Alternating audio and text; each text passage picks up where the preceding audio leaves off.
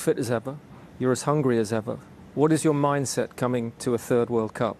Yeah, I think it could be your last, because you never know what happens in football. You know what I'm like. I want to play for still a long, long time. I feel in my prime. I feel as good as I've ever felt. But I think that hunger is there, that, you know, it could be my last. The World Cup for me is the pinnacle of any career. This is my third tournament now, and I would probably just say the shape I'm in and also coming off the back of the season I've had is probably the best opportunity maybe I'll get in my career to win the World Cup.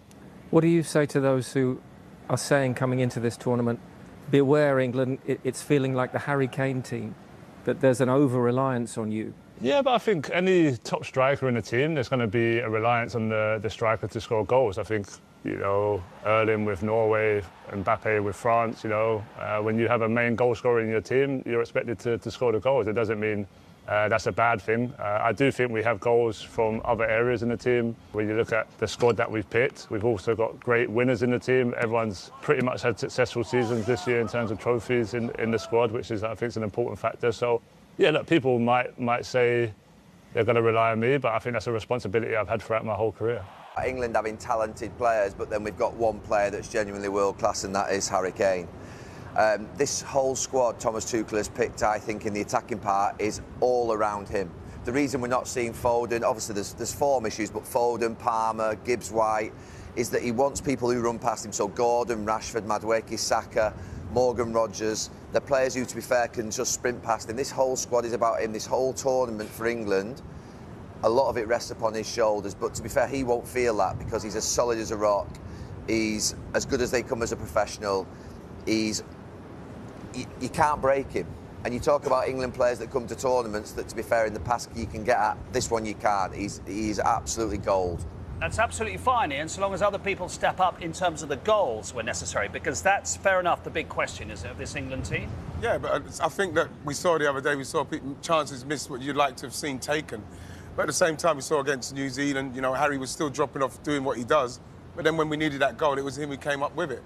And just like the game after that, then, you know, we saw him against Costa Rica, dropping deep, and other people score the goal. That's what you want from him. You want, if he does get the opportunity to score, he'll probably take it.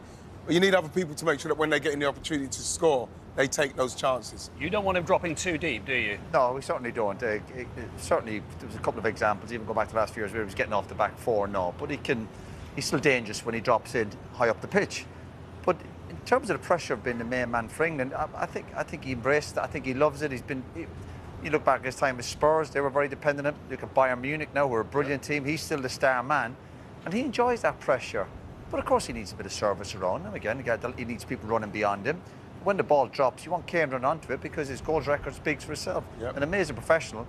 And going to Bayern Munich has definitely been a big boost for him. He's obviously learned a little bit about playing in a new league and surrounding himself with better players. The key is that he is fit enough for long enough, deep enough in a tournament. And do you think maybe playing in the Bundesliga, where there may be arguably not the mental and physical pressure, Roy was talking about the winter break a couple of days ago, might mean that we see the best of Harry Kane deep into the tournament if England get that far? Maybe, because he's always been quite experienced, even when he was younger. He's never been a player that's been immature, but I think now he knows how to use it. I think, obviously, he's someone who understands the game.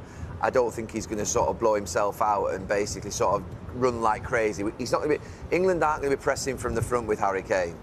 So the game's going to have to be slightly different for him. But look, he's got lots of legs around him. Yeah. He's got lots of players who can run around him. The last thing you want with Harry Kane is players alongside him who basically can't run. They can all run. They've all got loads of youth and energy. So look, it's set up for him perfectly, and I think that he's the leader in that group. How many world-class players have England had in the last 20, 30 years? You know, genuine world-class where it's not even in doubt. He's one of them. Jude Bellingham, I'm not saying he's world-class, but is he like the second in command in terms of who England would look to if they're going to do something? It seems that way, and I also think he enjoys that pressure. Yeah, he's had a difficult spell, obviously, at Madrid, in terms of a few injuries, but we've seen him the last week or two. He's got the... Again, I always look at players, he looks a bit narky. But I think that maybe helps his game, and I think he's another player that embraces that pressure of being the main man. Harry, obviously, he's got that title, and he commands that, and Bellingham's not far behind him. I think Declan Rice has got to be put into that conversation as well, really. I think he's probably the next one to step up to who can be on that world-class player stage as well. So I think in them three players alone, I think that we've got we've got more than half a chance. My final question today, Gary. A lot of the England squad have won something this season. Think about Manchester City, Arsenal, Crystal Palace, Aston Villa, obviously Bayern Munich. How significant do you think that might be? They look round each other and go, oh, hang on, we're all winners here. I think it has a massive impact on you. It gives you the belief and confidence, but winning something with England is a different level of performance, a different game. Absolutely. Thank you very much. One down, 103 to go. It's going to be a long 6 weeks. But, we're